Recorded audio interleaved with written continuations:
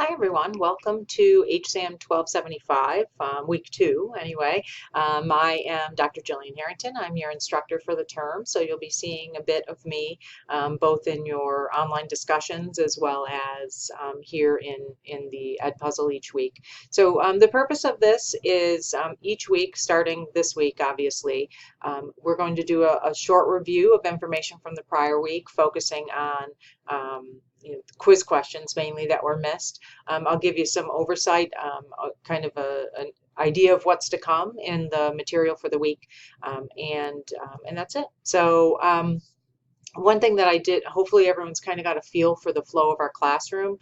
Each week you'll have a quiz. Each week you'll have one of these Ed puzzles starting in week 2. Each week you'll have an assignment. So some weeks that's a written assignment, some weeks that's a group assignment, etc.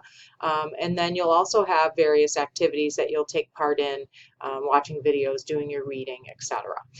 And your discussion each week. I don't remember if I mentioned that before, but you'll have a discussion. It'll either be in the Flipgrid environment, which is the video that we used last week, or it will be in the written discussion board in the classroom, one or the other, but make sure that you're participating in whichever one it tells you to. Following instructions is very important in this class as well as any class, so be sure that you're in the right format for the right week. One other brief thing about this class overall and what it leads to. So in HSAM 1275, this is Introduction to Health Service Administration. So we're really going to give you a taste each week in a different topic area. So you'll get 1 week worth of information about a topic area. And when you move on, most of you, whether you're in the major or in the HSAM minor, you'll move on to take HSAM 2300 and HSAM 2350, which are known as Health Service Administration Concepts 1 and 2. In that class, the things that you've gotten 1 week of here, you'll get 2 weeks of there. And then many of those topics are actually exploded out for those that are in the major, exploded out to a full 8-week class in those topics like finance or HR or IT, etc. Sometimes multiple classes on a topic if it's very important. So that's how this works. Sometimes we get comments from students that say, oh, you didn't give us enough information. It was only a week on that. I don't feel like I understand it. Be patient, there'll be more to come for sure. And if there is an area that you want to dig into further and you're looking for additional resources, please feel free to reach out. That's what we're here for. So you'll in the classroom, you always see your readings, but I also share the slides. This class is also being taught on ground in a live classroom. So I share the slides from the live class. Sometimes that can be helpful to you, just getting an idea. I mean, they cover the same material, but getting an idea of what was talked about in the classroom from a slide perspective. So in week 1, it was just very much an overview of health service administration, but also some discussion of leadership and governance in the healthcare organization.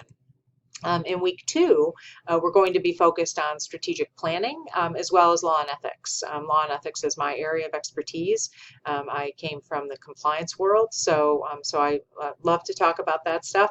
And I do teach the class on law and ethics, HSAM 2400 as well. So we'll talk a little bit about those things here. There's also a full class on strategic planning that you'll take if you are in the program overall. So we'll take a brief run at strategic planning and law and ethics for week 2, and I'm just going to go over briefly some of the important parts of the classroom. Obviously, we have a discussion about mission, vision, and values of any chosen organization. You can go out and pick any organization you would like. We also have a group assignment this week. So your group has been assigned. The group functionality in Blackboard is functional, so you can use group discussion boards, you can use group sharing of information, you can get together in the Blackboard Collaborate, you can get together live, you can talk on the phone, you can do whatever it is you might want to do, but make sure that you work on your case study that was assigned, and that everyone has input. It's a part of working in a group is not just to take an assignment, split it into 3 or 4 parts and have each person do a little part of it. It's really about you can start that way and kind of get moving on your assignment, but it's really about everyone having input into every piece of that assignment. So everyone in the group needs to have input. You all need to be involved in the discussion. You all need to be involved in putting together the final product. And then ultimately at the end of the week, you will get from me a self and peer assessment form. Everyone will fill out a form that assesses their own work on the project as well as their colleagues' work on the project. If people simply do not participate in this process, you can very well receive a 0 or a decreased grade. So it's important that everyone participates. That's the point of a group project.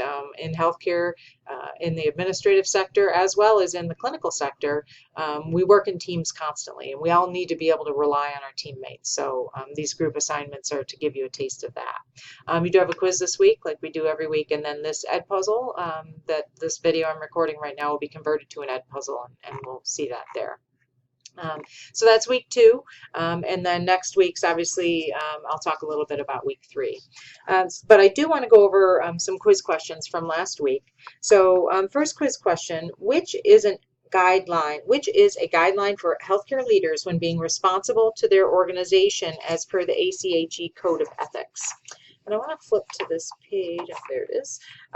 In the textbook on page 40 is some detail on the Code of Ethics from ACHE, which is American College of Healthcare Executives. It's kind of the overarching organization, that professional organization for those of us in healthcare administration.